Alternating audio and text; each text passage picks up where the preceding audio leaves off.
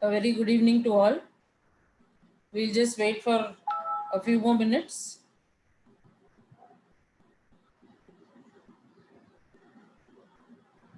And then we'll start the session.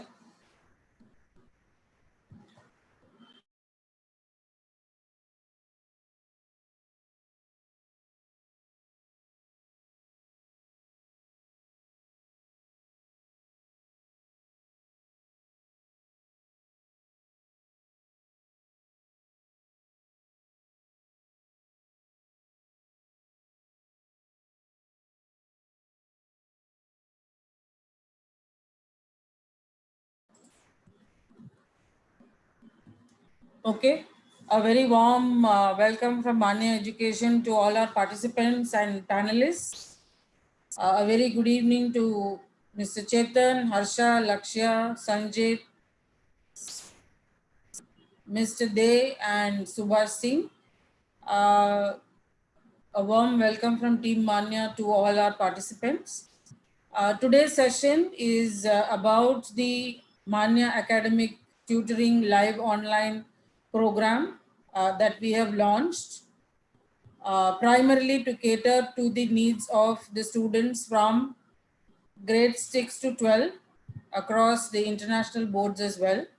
And our primary focus of subjects today would be mathematics, English, and economics. You would hear from our experts, our trainers, on the tips and the tricks on how to ace your grades in your examinations and what are the basic principles or the concepts or the foundation that is required for you to get a great score in your exams. And then we also move into economics, where the detailing of how should you learn economics, what are the different strategies in which you can get a great score, and then finally we move on to our most favorite subject, which would be mathematics.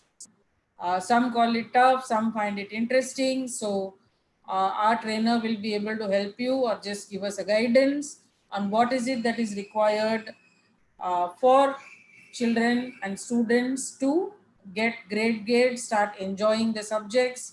Not all kids find all subjects interesting, but the goal ultimately is to help the student or the child begin to like the subject and help them get great grades, and also try to help the students who find the subject interesting, like the subject, but would want to do even more better. They may be good performers. Probably we also work with them to make them top performers in the subject that they like. So the Manya online academic tutoring just does not cater to children who are struggling with the subject. It also caters to children who need more support and guidance to move from a good grade to a great score, great grade. And assistance is also provided, guidance is also provided to complete assignments. We have students who reach out to us to help them do their project. Some kids need assistance to do their schoolwork or assignments to be completed. So the needs of each child is different, and we are here to provide the kind of support, guidance, and ensure that the child shines overall in their academics. So before we move into the detailing of the subject, a quick brief on the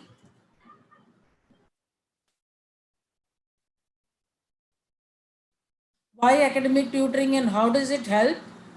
The Manya academic tutoring is a individual and a one-on-one personalized session that is given to all our students. On the basis of this, because of the personalized one-on-one attention that is given by our tutors, the tutors understand the individual learning needs, and they alter or they change their teaching methods to cater to the abilities and the needs of the student or the child. So every child comes with different abilities, different skills, different needs, different levels of understanding. And the primary advantage of the Manya academic tutoring is the personalized one-on-one attention. Now, what happens is, because the individual needs and learning needs of the child has been understood by the trainer or the tutor, and they change their teaching methods, this helps in the child improve his or her academic performance because they begin to gain confidence. They find it easy to connect with the trainer who's tutoring them, and this improves the attitude of the child towards learning the subject. Now, because the tutor has made the child feel comfortable, the subject becomes fun to learn, and then the attitude towards the subject changes. It moves from probably a negative or a slightly, it becomes more interesting, and then the alignment towards attitude of going to school and learning also changes. With this guidance and the attitude change in the child, what happens is it builds an interest to learn the subject on by themselves on their own. So the students start moving and they feel encouraged to learn the subject on their own. So the trainer has given them work to do, assignment to do, but now they have started learning the subject, find it easy to learn. It has become fun to learn. A subject that was probably very complicated earlier now seems to be easier. So the student begins to direct themselves and start preparing or learning or developing interest on their own. Now, as they begin to develop interest on their own, what happens is their confidence increases. Now they find themselves to have the ability to either solve a problem themselves, or they are able to understand the concept better, they are able to apply the concept to real-time scenarios. So automatically the self-esteem and the confidence of the child improves. So what happens is, probably at a school level, a lot of information gets dumped, time constraints, children are occupied with too many activities around them, and there's a lot of information that is being put into the child's head in a classroom environment. So there becomes a need for some children to get focused attention to be able to cater to their learning abilities. And let's also understand that all children are not the same. There is no child who is dull. There is no child who is below average. Every child has his or her own potential in different fields. So, but because of the setup of the curriculum, because of the setup of the board, the need becomes is the basic of some subjects need to be cleared over a period of years. But some children struggle with some concepts for which personalized attention is required. So a concept which was tough now becomes easy. The child's self-esteem improves. They become confident in themselves first, and then they begin to like the subject. This automatically improves their study habits. What we have also observed is children spend more time doing a subject they like. It could either be their own personal interest added on to uh, the way the trainer has taught them. So the moment all these things are brought together, the child begins study habits improve. As their study habits improve, we tend to automatically see an improvement in their performance academically, and their attitude towards the subject, their attitude towards themselves, their attitude towards their environment and their workspace or the classroom space become a lot more positive. So this is a change in behavior that we are able to see only if we are able to build confidence in the child gradually, and it's something that cannot be done over a very short span of time, but this kind of guidance and handholding would definitely lead to positive results. Now, once the child is confident that they will be able to solve a particular problem or understand a particular concept, automatically their learning obstacles, they're able to address or overcome their learning obstacles, and the most important thing is the more they understand the concept better, the more they are able to think, the more they become curious as to why, what, how, and basis the rapport that is built by the tutor, either in a one-on-one tutoring or even in a classroom, the child begins to ask questions. In a classroom environment, probably the child does not feel comfortable in asking questions. While it may be a very, very sensible question and a valid question, the child may not be able to express himself. Keeping the time factor into consideration, the trainer in the classroom also may not have that much of time to devote individually to each and every student. So these personalized one-on-one tutoring sessions encourages the child to ask more questions, and automatically, gradually, the student is able to manage his or her own learning and is able to see a marked improvement in his academic performance. So, if you look at the overall benefits of academic tutoring, it encourages a higher level of thinking. The child is able to think, becomes curious, becomes inquisitive, wants to ask more questions. Then it also increases subject specific knowledge. There can be very difficult concepts. If you talk about mathematics, there's a theorems to remember, formulae to remember. How do I apply these formulae to different concepts? Two, three concepts may be brought together and then you have detailed word problems in it. So problem solving questions, how do I address this? So if you look at economics, the different concepts, linking it to businesses, organizations, people, how do they work? And then when you move to a subject like English, um, the most spoken language across the globe, still we have a lot of institutions which are running English speaking classes across the globe. So what is it that is so difficult as far as the English language is concerned? Why do we still need assistance in a subject like English, while in most cases English is spoken even in schools? Most of our children study in English medium schools, international curriculum, but still there are certain areas in this subject where we need the help and guidance of an expert. The next thing is, academic tutoring gradually promotes self-regulated learning. As I told you, self-esteem, confidence improves.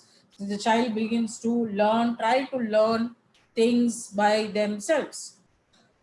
Then the most important thing is improves communication skills. When do you have the confidence to speak? When do you have the confidence to communicate with each other? When do you have the confidence to share ideas? When you know for sure what you are saying is right, when you have the confidence to say, communicate your viewpoint, you will be able to do it only when you are confident in the subject. So the more curious you become about a subject, the more you want to ask questions. But when will you ask questions? When your basics and foundation is right. The last thing would be enhancing academic success. I would like to add more. It is just not enhancing academic success.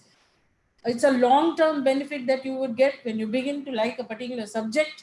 Academically, you do well, and then maybe you would decide to take this subject at a higher level later through your life. Okay. So these are the overall benefits. This is just a small snapshot of how academic tutoring probably will help. But the key stakeholders behind this ultimately is my expert, my tutor, who will be able to build in all this in the student. So let's hear from our tutors. Basis their experience, they have worked with a lot of students, have got us great scores. So let me introduce you to our tutors who will be talking to you today. We have our expert, Ms. Shada Patel for English, Ms. Jayanti Jayachandran for economics, and Ms. Sandhya Devi for mathematics. They will talk about their expertise, their qualifications, and then they'll move on to telling you about the nuances of their respective subjects. What are the different kind of situations they have faced with students? What are the different challenges that the children come up with? How is it that they can improve their scores and do well in the academics? We will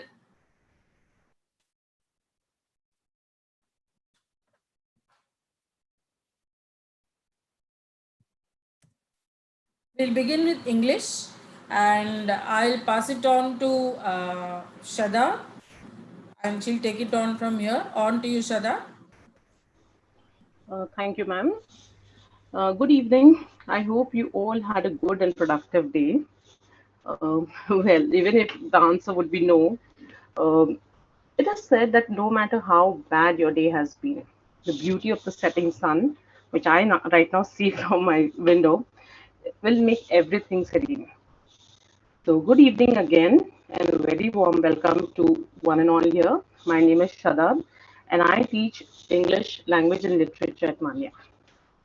So, um, now the usual question that people ask me or students ask me is, ma'am, how is academic English different from regular English? Or we speak so fluently. Then why is it so that when we write, there are a lot of grammatical errors or sentence structure errors? Well, academic English is very different from the regular English that you speak. So the main features of academic English is that it's more formal in tone,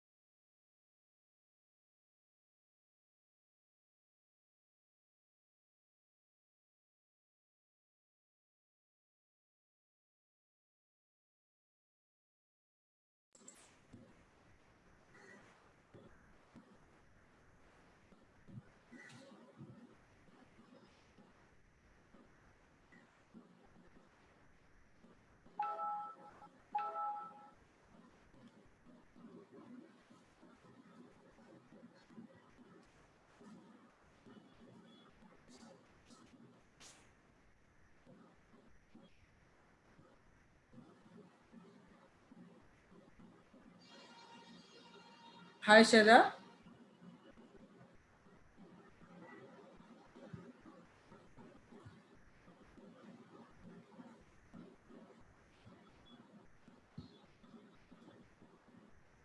Okay, looks like there's a technical issue from Shadab's end. We will not waste time till she connects back. We will start with our the other subject. Let's move on to economics. Jayanti, you can begin. And once Shadab is back, we'll continue with English. All right. Thank you, ma'am. Good evening, everyone. If we can just have a quick, if you can just respond in your chat window. Are you a student or are you a parent? Can I just one word in the chat window if you can? I want to hear from as many people as possible. Are you a student looking for information or are you a parent? You're a student? Okay.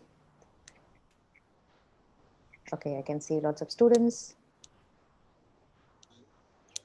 Okay, can I ask you which grade you're in? All the responses that I've received till now, thank you to those who responded, all our students. Which grade are you in? All right. 9th, 10th, and 11th. All right. All right. Thank you, everyone. I hope economics is of interest to me because it's a subject that I really love. Can we start with the next screen, ma'am? Thank you to all those who responded in chat. Next screen, please. Yes. Now, if you're already in 11th, you've probably chosen economics. If not, why should you study economics? Studying economics can give you a very interesting perspective. It can help you understand the world around you, the discussions that happen in the news, how large corporations work, why gold and diamonds are so expensive. Studying economics can give you critical tools to approach any problem. You can, because in economics, we analyze data, we understand patterns, We read and create concise graphs. We extrapolate information. Right? It's a lot of real world application for economics. Studying economics can also open very interesting career paths for you. Even if you want to work in a business or you want to work in an NGO, it can help you find sustainable development solutions. So whichever end of the spectrum that you want to work, economics can definitely help you. And economics with IGCSE or economics with IB, any board, right? It's proof for any higher education that you want to do, right? It gives you a very good knowledge and understanding of the subject, because they ask you not just the concepts, they ask you application of the concepts. Now, having said that, that's the very same thing that many students find difficult, right? So then let's see how to do well in economics. And can I ask next slide, please? Thank you. Okay, the first and most important thing, start your prep early. In case you need any help struggling to do the homework or classwork, please reach out, ask for help. You can buy a book, join a course to study with. Right? Another thing that you can do for yourself is understand the syllabus, the exam structure, and the evaluation criteria. One tip that I can give you is download the syllabus that matches your year of the exam, because the syllabus, there may be changes in syllabus, may not be also, but make sure that you download the correct year, right? Or syllabus for the correct year. Now, once you understand an overview of the syllabus, how your exam is going to happen, you can start your prep, right? Now, prepping for economics does take time, because we're not just trying to mug up the concepts anymore, we're trying to apply it. So it's one level above just reading what is there in your book, right? So definitely whatever source you use, whether you're attending a class or using a book, make your own notes. That becomes very essential. Now, one way that you can make your own notes is lots of outlines are available either online or you can get from your trainers or teachers. Add your own points. Handwritten notes, I know it's an old fashioned way, but writing things down can help you remember them better. All right. Write down terms that you must write in the actual exam, definitions that you would need to do, any examples that you can think of which relate to the subject, right? So notes can be extensive. You can use tools like mind maps to connect your ideas and concepts. Another way to remember things better is to teach somebody else. So if you can get hold of a friend of yours who is willing to learn from you, teaching others is a very beneficial technique, and it tests your knowledge. When they ask questions, you can do more research if you need to. So even parts that are not necessarily tested, you will get to understand them better, right? Another way that you can use your notes is possibly use a buddy system, right? So a friend in your class, you can quiz each other on your notes. It can fill up gaps in your knowledge, and it makes you feel more responsible towards your learning, right? So if you decide on Sunday, I am meeting up with my friend and we're going to quiz each other on the first chapter, you will be a little more responsible towards your learning, and you're going to prepare a little bit more studiously, right? So this can help check your gaps in knowledge also. Some concepts you may thought you know very well, but then actually the gaps in knowledge can be exposed by this. Another way that you can recall topics is possibly on days that you're struggling to fall asleep. Try and recall points before sleep, right? Any important points. If you can recall the mind map notes, look at it if you must, but the idea is to recall it in your head. Use your brain. We have a very complex brain which is capable of remembering a lot of things, but then we need to connect it to multiple ideas, right? So just reading it once is not going to help us. We're going to try and recall it whenever possible, right? So recalling gets you to actively use your memory, and this strengthens the ideas in your brains very effectively. Another important point is organizing your time. Now, I can't stress this enough how important it is. Now, what are the various ways you can organize your time? First, get to study. Now, this technique, I've recently started using a technique which works very well for me, which is called the Pomodoro technique, which is if you work only in 25-minute blocks and the next 5 minutes you take break. And after every 4 such blocks, you take a longer break of 15 minutes. You can Google Pomodoro technique. Now, this I especially recommend for students who are reluctant to start their studying, right? So, or start, this helps us do things that we are reluctant to do. We're doing work in smaller chunks. That is one idea. Another way, plan out your entire week, especially closer to the exam, a couple of months before the exam, not just 1 week before the exam. Every week, what are you going to study? Plan out every day. What are you going to revise? Which paper are you going to practice? Plan that out. All right. Never underestimate the importance of proper exercise and rest. Remember, only cramming in the last moment is not really going to help. Only when you're fresh and alert, what you actually learned can be put to use. Right. So get proper rest and exercise. Even if you've prepared well, if you've organized your time and studied for the longer part of your semester, or you can definitely exercise and take rest even before your exam also. Let's take a look at how your exams are graded, because knowing that is one step. So syllabus will vary depending on your year, not much, but does vary a little bit, but paper is more or less the same. So I would like to talk about that in this general forum. For the economics, for IGCSE, there are 2 papers. First one is a multiple choice, and it contributes to 30% of your total marks. You have 45 minutes to answer this. It tests all the sections on the syllabus, right? You may have to do some calculations, but calculators are allowed. Simple calculations, but calculators are allowed. Students usually find the MCQs, the multiple choice questions, the first part of the paper 1, they usually breeze through it, right? If you put in a little effort, even though it is still application, you can definitely do well on this. The second paper is what most people seem to struggle with, because it's reading and analyzing unseen case studies.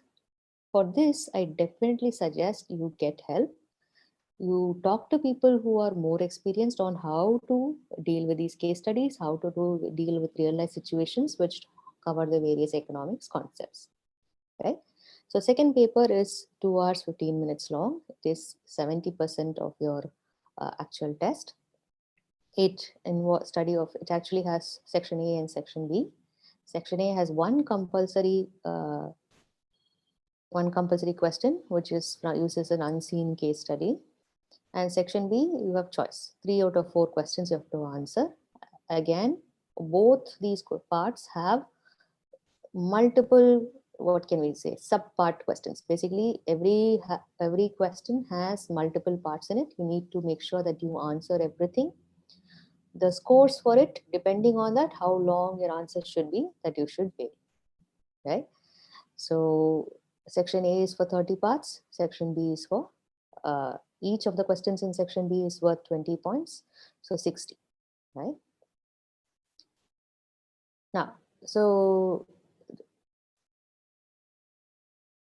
again, for this section also, you can use the calculator. One thing that you can definitely help you, again, for IGCSE, any paper is working on past papers, right? How they ask questions, what kind of weightage is given to various things, what kind of questions can be asked, how are case studies used. Essential part of your exam prep is using the papers. There are papers there's a lot of material available. So past papers should be an integral part of your test prep, not just studying the concepts. Practice the tests. If you simulate exam conditions, that is strictly time yourself, think you're taking an actual exam, it can help you get over the nervousness when you are taking the actual exam also, right? So past papers practice is an essential and integral part of your prep, right? All right. Thank you, Jayanti. Jayanti, can you type out the technique that you mentioned about on the chat window? Okay. So maybe the children can Google and check out how that has to be done. Okay. Managing their time. Yes. Okay. So first thing is mind mapping, which is to remember connected concepts. There are simple to complex ways to mind map. You can look up resources. The other one is Pomodoro technique. Let me just type that out for you. Give me 1 second. Oh, sorry, I put it to all panelists. Hold on, let me put everything. Pomodoro technique and mind maps. All right. Okay. Can I quickly let me just take one couple of Yeah, minutes? please go on. All right. So tips and tricks when you write for economics. Remember, you have to write in a very elaborate manner. Explain your ideas clearly and in detail. Think of it. You're explaining to a second standard student, right? I know it sounds very stupid, but the amount you write, how elaborate you write, shows your clarity of thought. So please write your answers in a very clear and manner, right? Try to separate them into multiple paragraphs so that where each concept is a separate paragraph, right? And if wherever you can make a definition, please make that definition also. Any definitions related to the concept being asked, please define it, right? You show your knowledge by linking up the ideas that are there for questions which have more points, right? Have a separate concluding paragraph where you summarize what is needed in that question, right? At the end, do check, have you answered the question asked, right? Don't miss out on that. You may think you've got it, but quickly check the question that is asked, every part of it, have you answered that, the actual question asked. All right. There are also command words that you can look up. IGCSE does speak about them. For each word, what it means. For example, analyze means, if the question has the word analyze, it means examine in detail to show the meaning, identify elements, the relationship between them, all that. Right? So be aware of the command words. You don't need to mug them up, but be aware of them and use them when you're doing your past papers practice. All right. All the best to you. That's it from me. Thank you, Jayanti. Let's go back to English.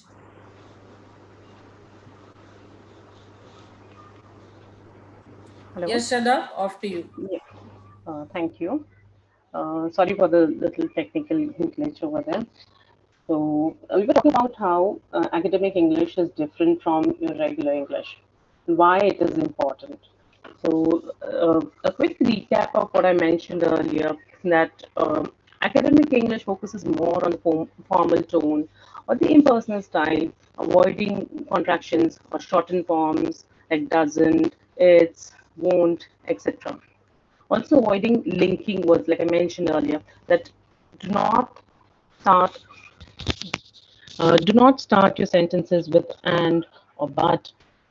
However, you may see this happening in other novels or other authors doing that, but you're writing for an academic purpose. So do not start your sentences with and or but, because simply put, they are conjunctions. They join ideas and not begin sentences. Now, some benefits of academic English is to develop the academic skills and language skills. Now, it's not just restricted to learning English as a subject, but also learning English so that it facilitates your understanding and learning of other subjects. So, what are some of the benefits of academic English? It helps in academic writing, analysis, um, paying more attention to the details, getting the best out of it, brainstorming, challenging assumptions, concentration,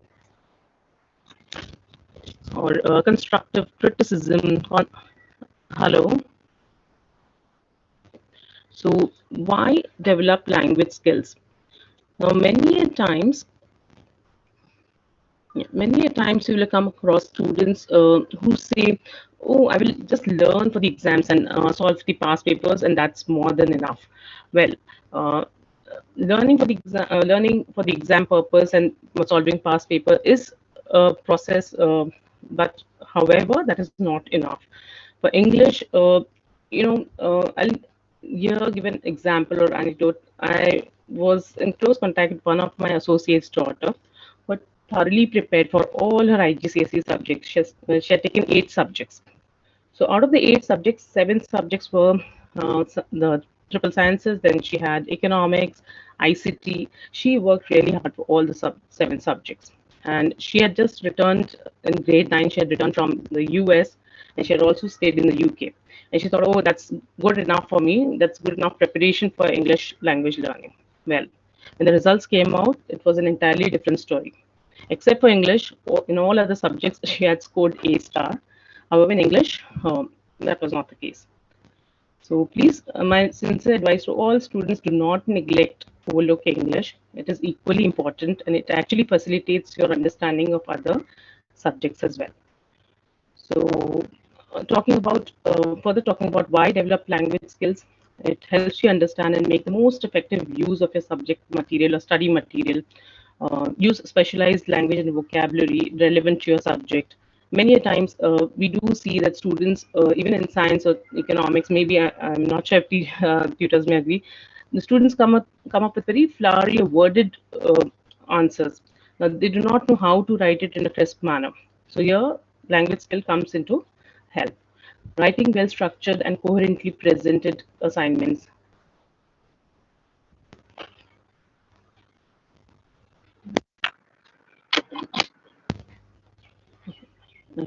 Is it better now?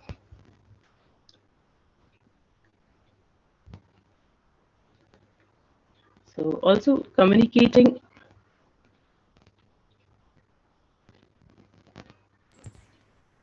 I think the problem is we are able to hear you, but there's a slight crack after every 2-3 words. I think that's the issue. Is it better now?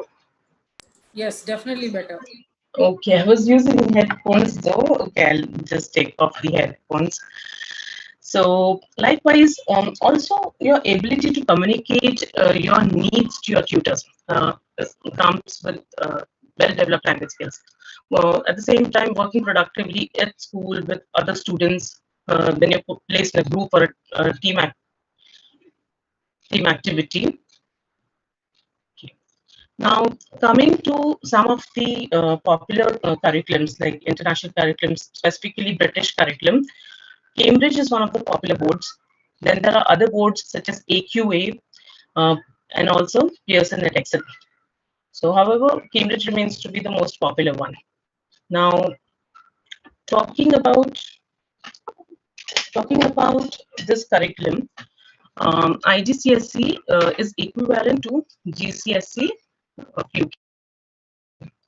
Now, what we believe, every student is unique and needs a supportive and caring learning environment in order to excel. Particularly private candidates. I have quite a few private candidates who take classes with me at Manya. Now, who is a private candidate? A private candidate is one whose learning method will not fit into the traditional school style. Maybe this student has moved, maybe the parents are expats and they are constantly on the move, changing location due to work or some other reason. Or the child is not comfortable studying in a traditional school. This is one of the kind of students I do have. Then there are other students who are heavily into some other activities and they eventually are looking to pursue maybe a sport as a future career. Students who do not wish to learn at a traditional pace maybe. So we at Manya recognize that some students learn better in a private class setting as opposed to that in a regular setup. So a well-experienced and resourceful teacher will be well equipped to fulfill all these demands. I have taught several such students and other students who come up to me with challenges such as maybe not only about relocation, but maybe they don't have a subject teacher. Like I do have an IBTP student who says, ma'am, I do not have a proper language teacher at school, or maybe there was no teacher for several weeks. Then there are other students who relocate and probably the subject code which they have studied in the previous school is not offered in the new school. So these are some of the challenges they come up with, and me since I have taught various kinds of subject codes, I am in a position to help them and facilitate their transition into the new school. So with my versatile and open-minded approach, I make sure that I provide them the requisite help so that they ease into the new school term. Furthermore, once the child has eased into the school, I make sure that the concepts are bolstered, and further that ensures that the child's confidence has been regained. Many a times they are a bit shaken when they move to a new school. So this is about that. Now talking about some students, they also have initial resistance. So many times they have, it so happens that they've stayed out of school for a really long time because they prefer to, sit the exam as a private candidate.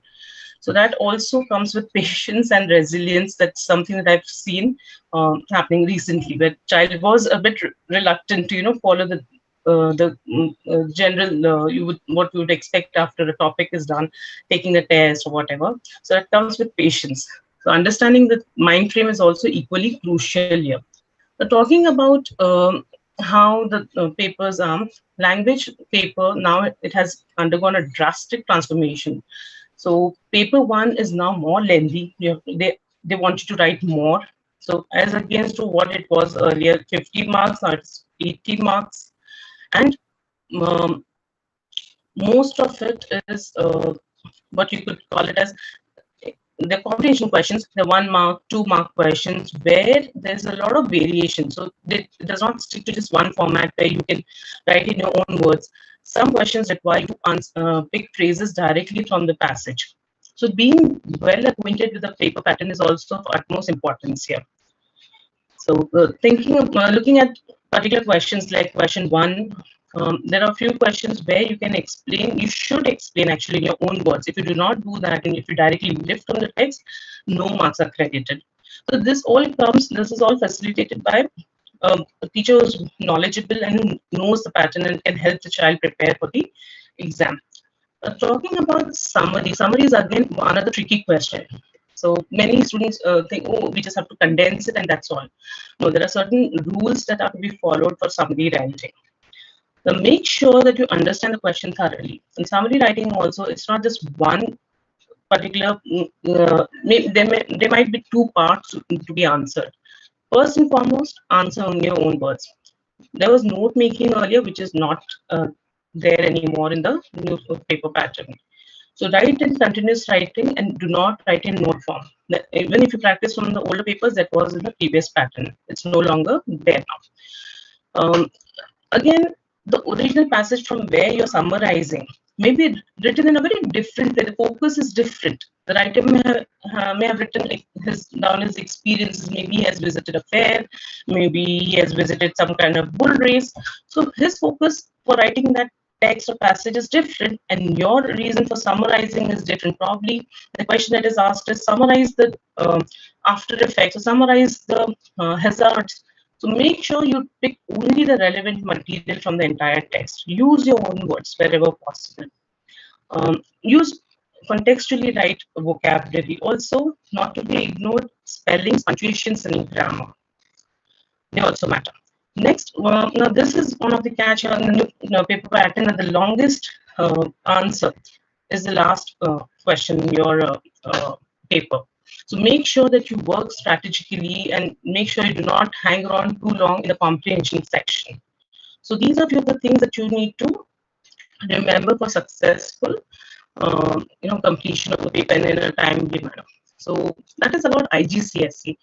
So talking about any other board also, you should practice the format of the paper separately and with regular consistency. Understand what is asked.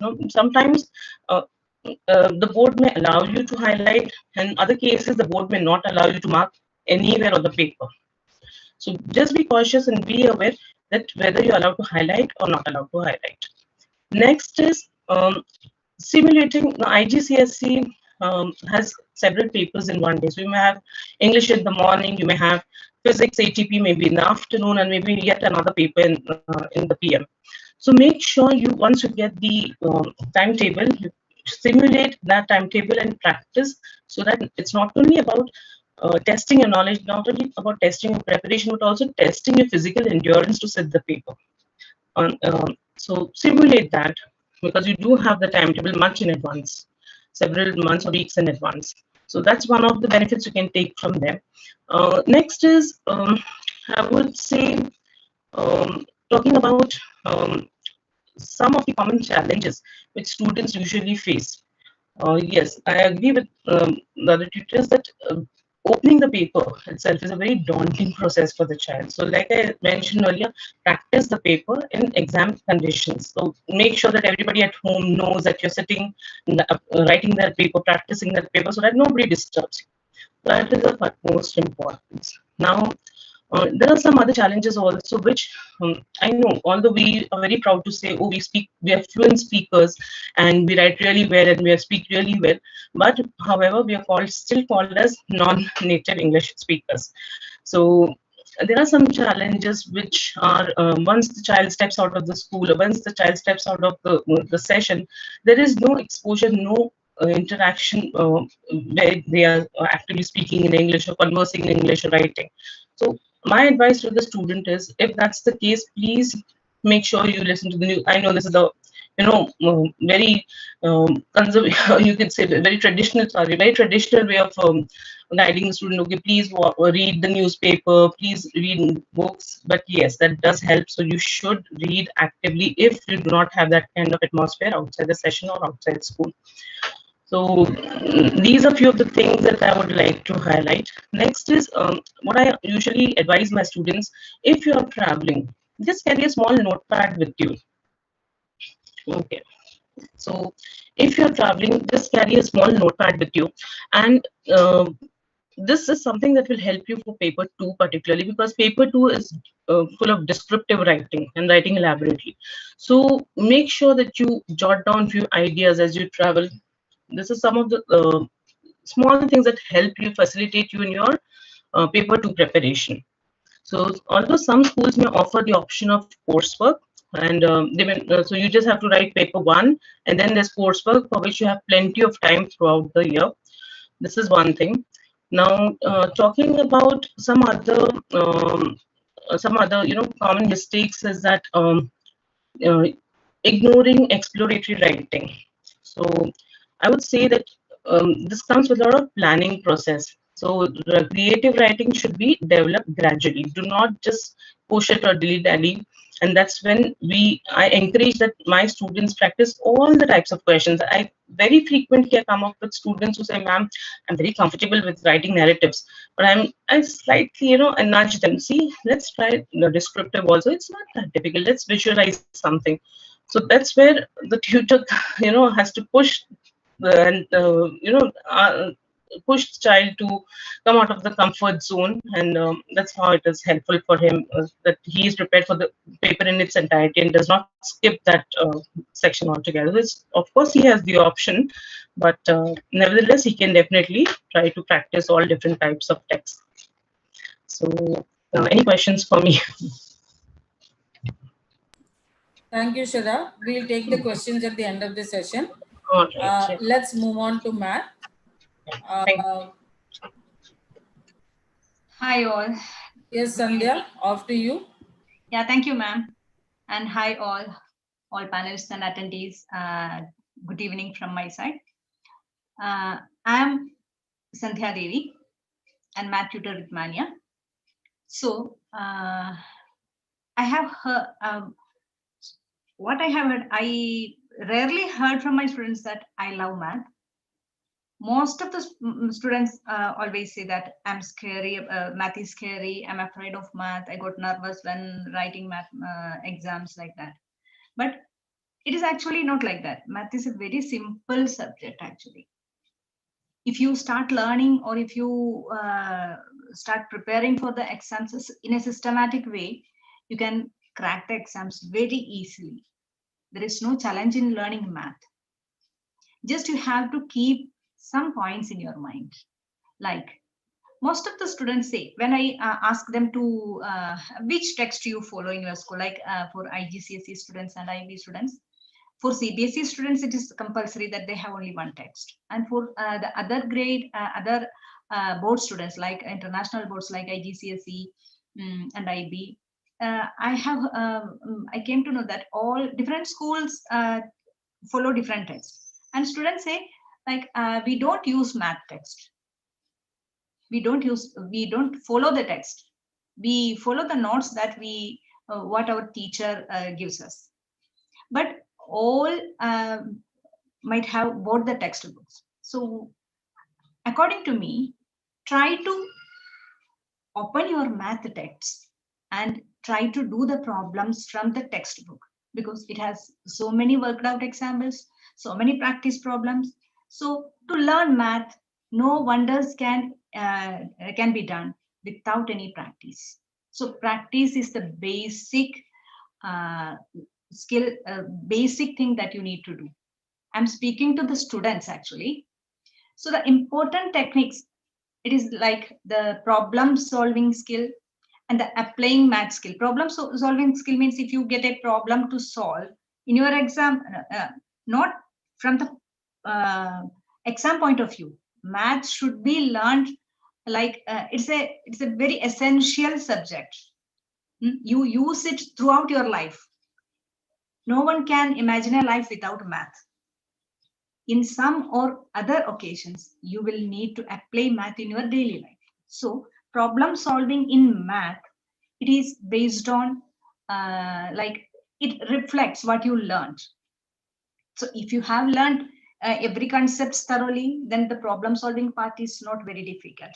But you may know the concept, but there will be problem in reflecting or representing that concept in a given problem.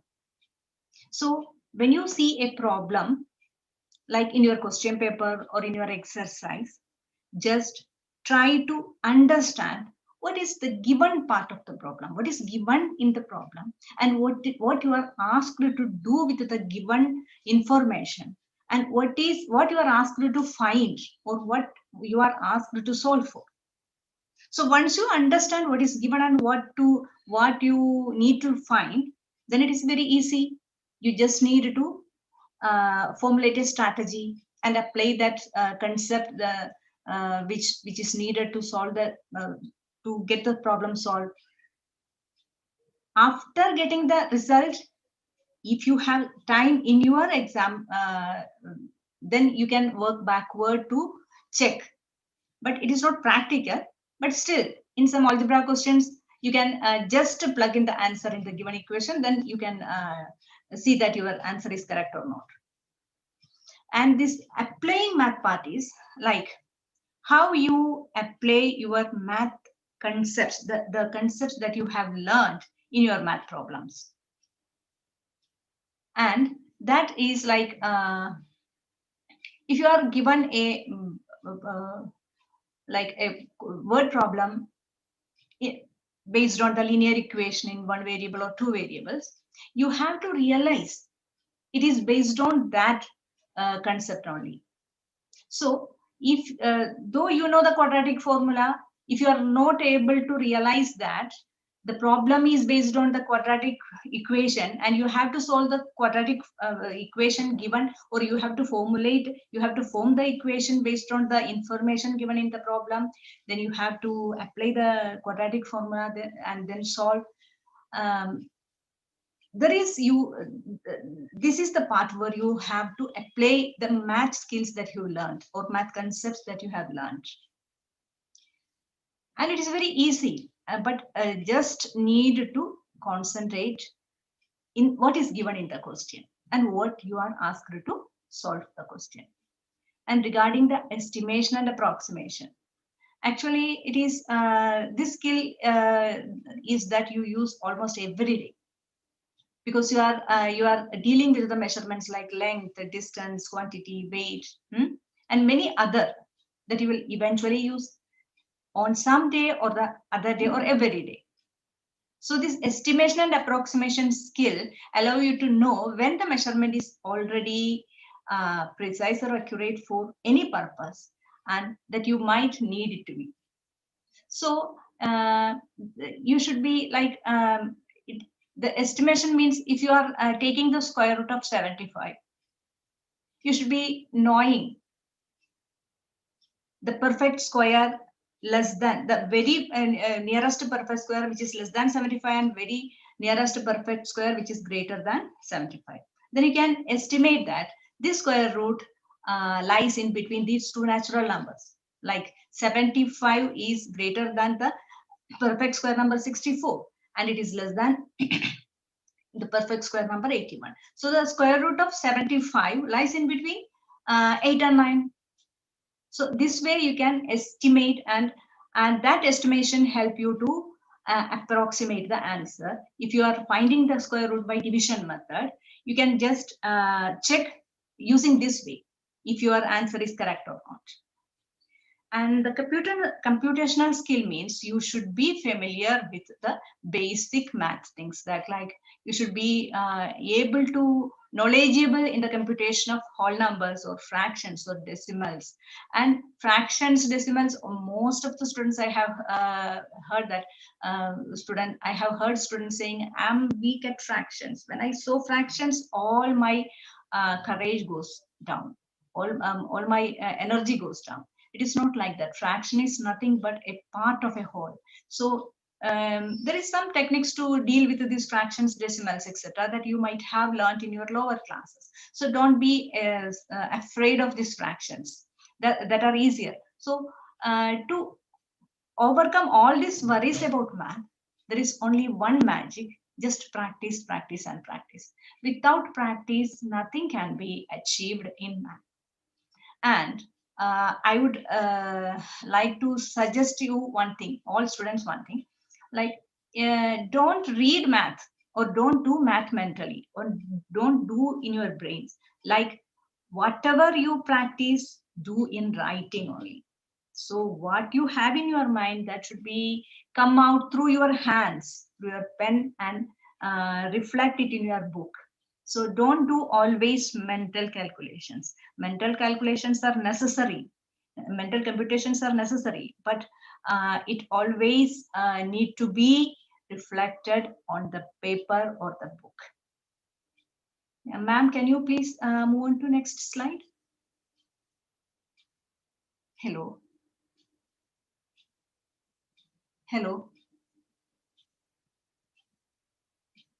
Hello. Yes, Sandhya. Okay. Okay, so this is about how to prepare for an exam. Okay, so for every grade student, before the exam, we have to review each chapter, but not in detail. It is not practical to do all the problems. So go to the summary page of each chapter, note down the concepts, the points that you have revised or learned in that chapter. Make a list of formulas that you learned in that chapter.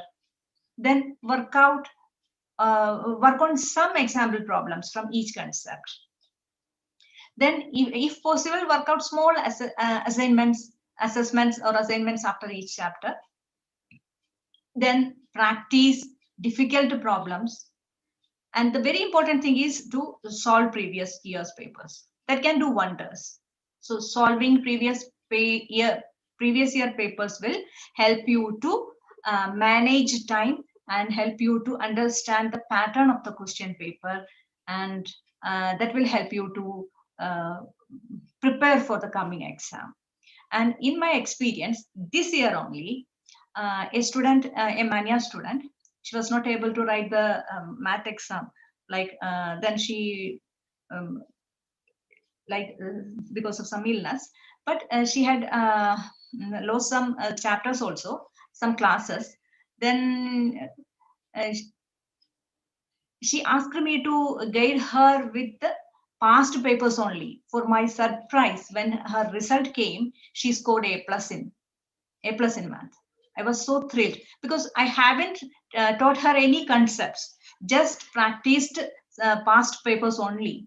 So whenever I found her having difficulty with concepts in some problems, I tried to, or she asked me to explain that concept only.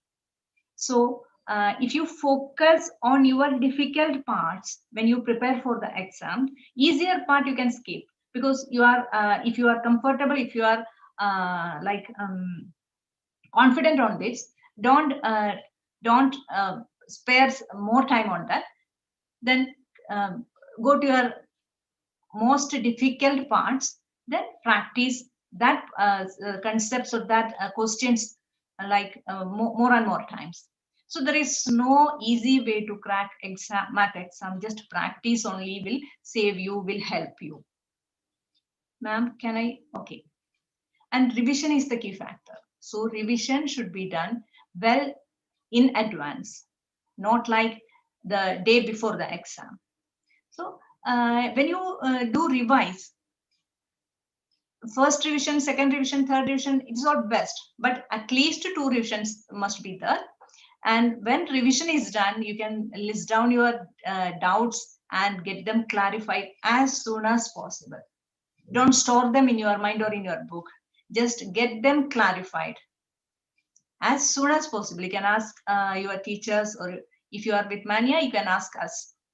And review the main concepts 1 or 2 times. That is enough. No need to do like 10 or 15 times. And continue practice. Keep practicing. The practice is the only way to learn math. There is no other magic or easy way, easy trick. So, ma'am,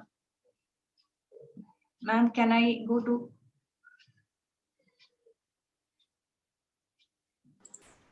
Yes, Shada, thank you so much. We will have the Q&A session at the end.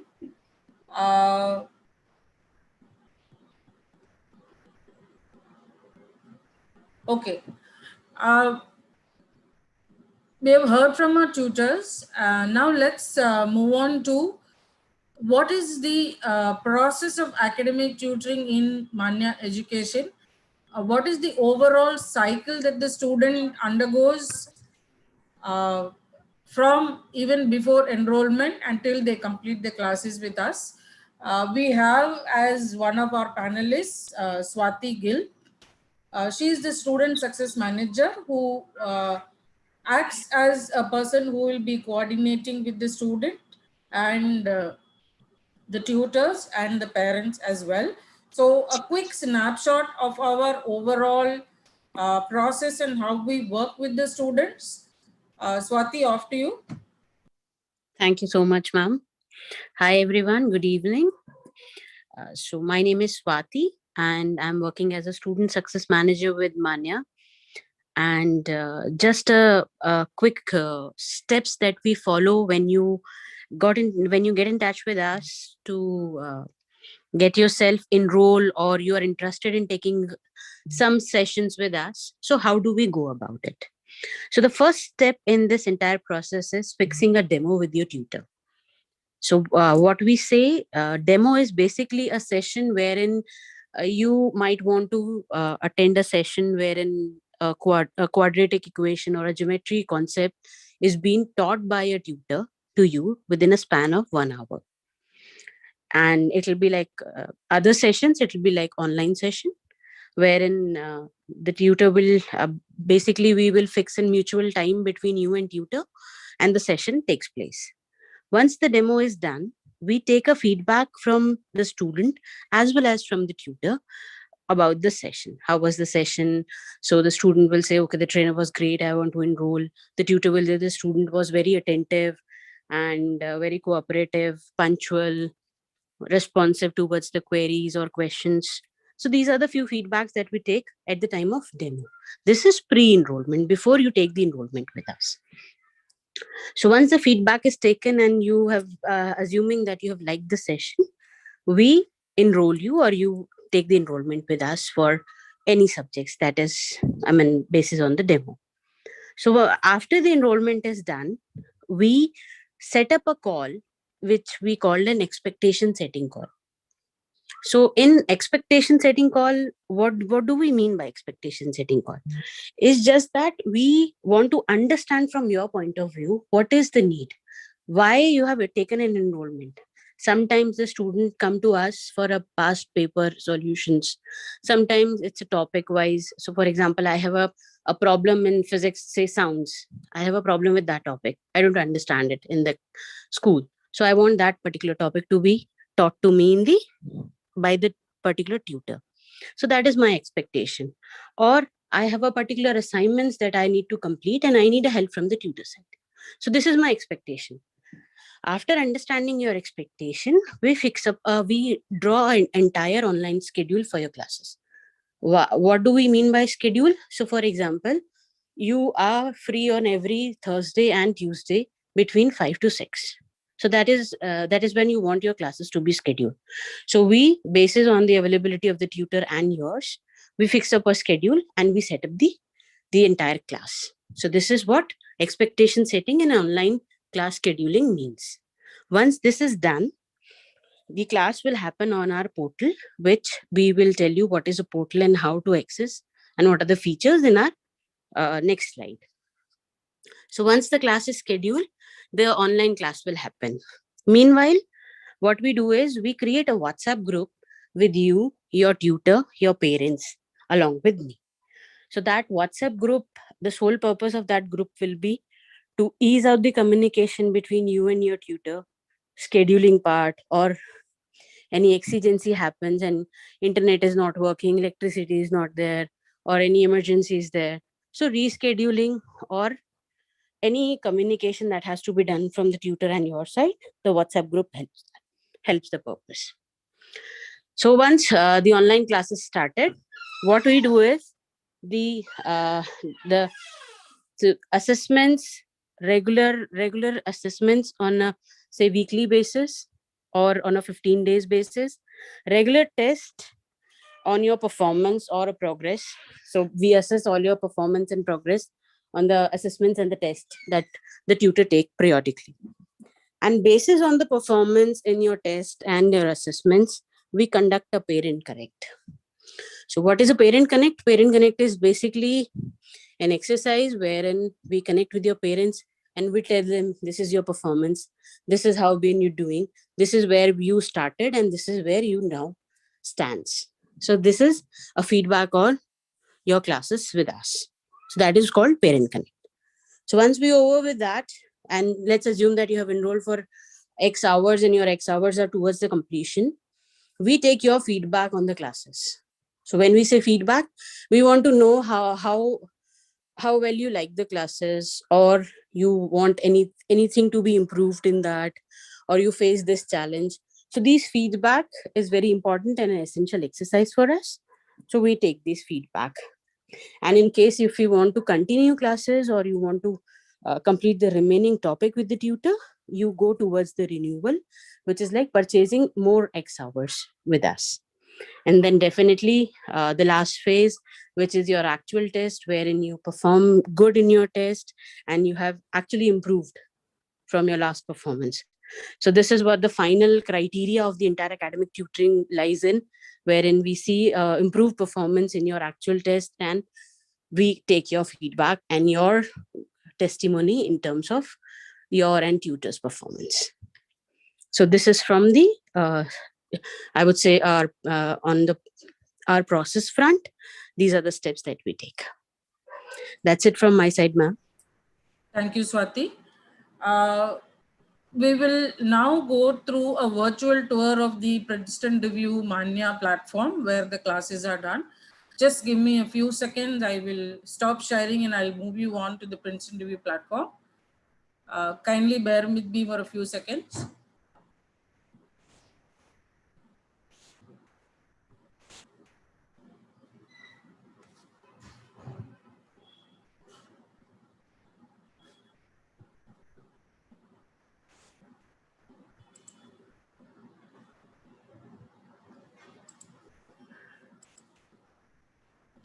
I hope you're all able to see the screen that I'm sharing.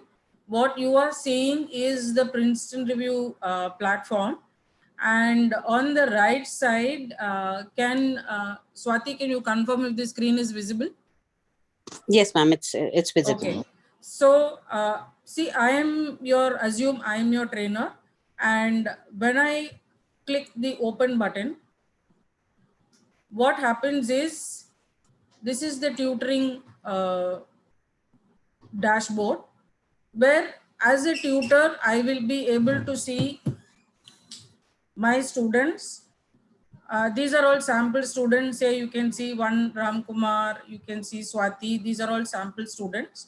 So as a trainer, I will be able to see the names of all my students, and then you have a Meet Now button. Okay. Now, when the tutor clicks the Meet Now button, or a classroom can be launched. What happens is this will be, you test your audio. Once you do the testing, what happens is this is the whiteboard.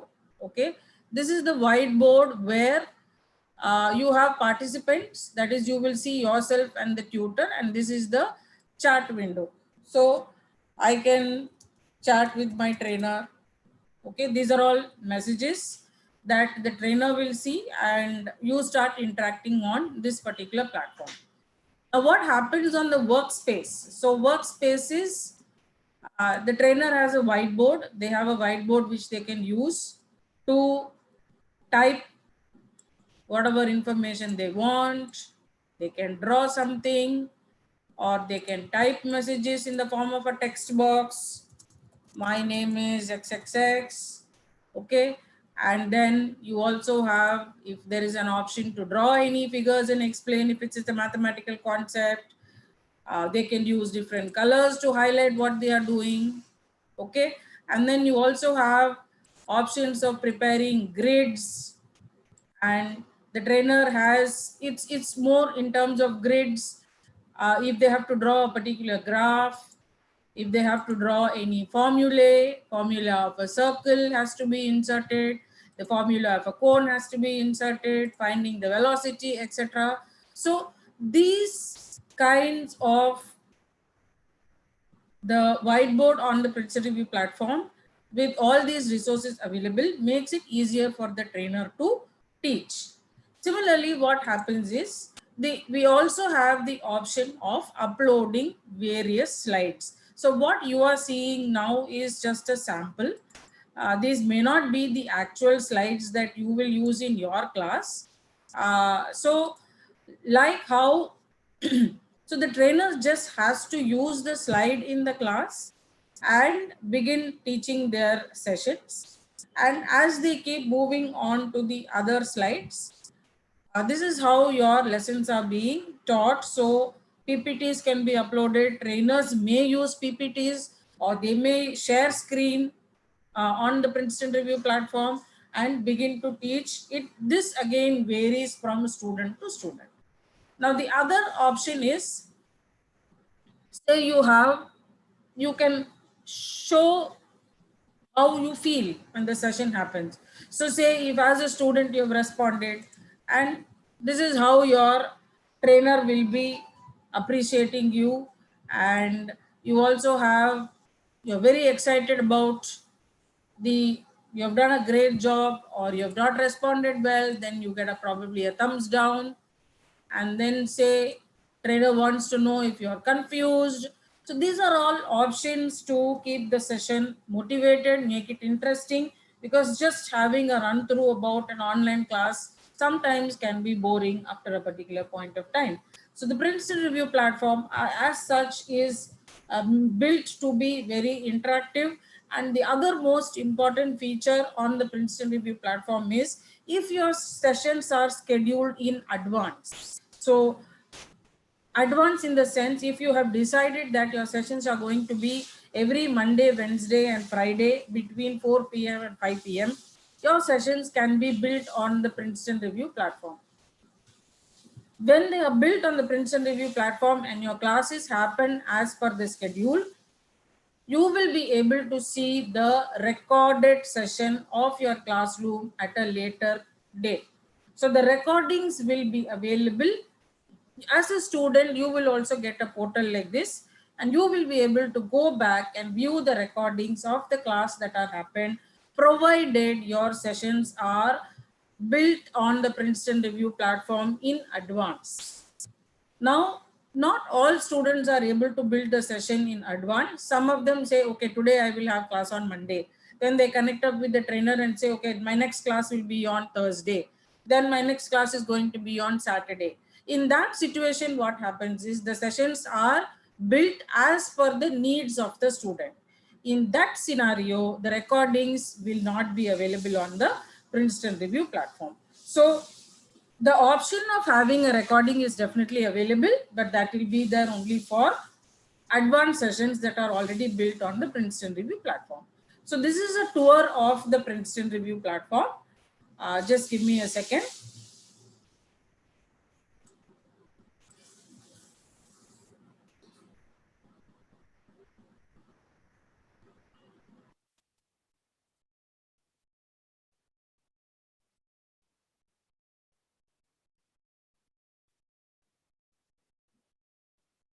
Okay, now if any of you have any questions, please ask your trainers and they will be there to respond to you.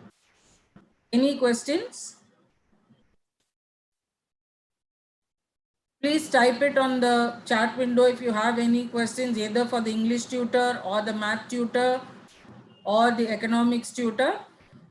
Please feel free to type on the chat window, please.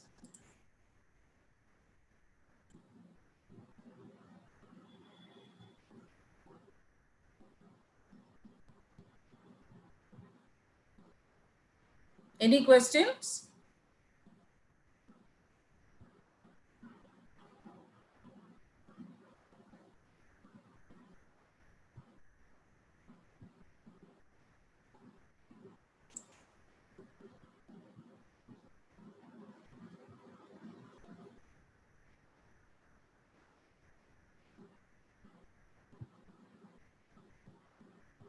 Okay. Now, would request all to kindly make note. Somebody has requested for a recording. We will arrange for the recording to be sent to you, not to worry. And request all students to kindly make note of our toll-free number. No, this is not a face-to-face class. This is an online session. Okay, you will be able to see the tutor. We have the video and audio facility available. This is not face-to-face. This is only live online sessions. The sessions will be online, ma'am.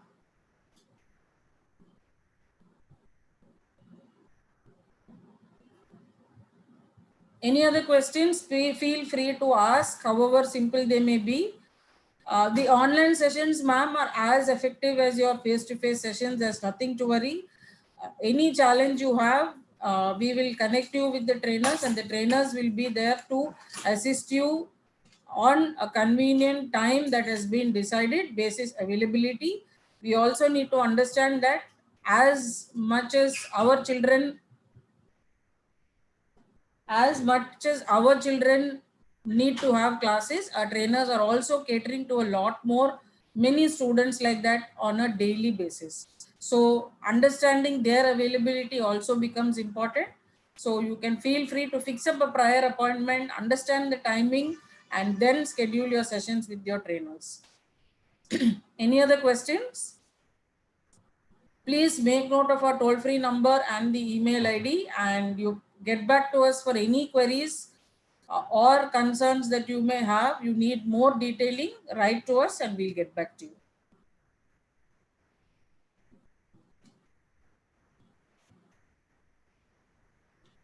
Thank you all for participation. Thank you, Shadab. Thanks, Jayanti. And thanks a lot, Sandhya, for the great insights you all have given to the students and the parents. Good luck and have a happy weekend, all of you. Thank you, Swati, for all the help. And thanks, Anuj Jain team, for all the support extended. Bye. Take care. Stay safe. Stay healthy.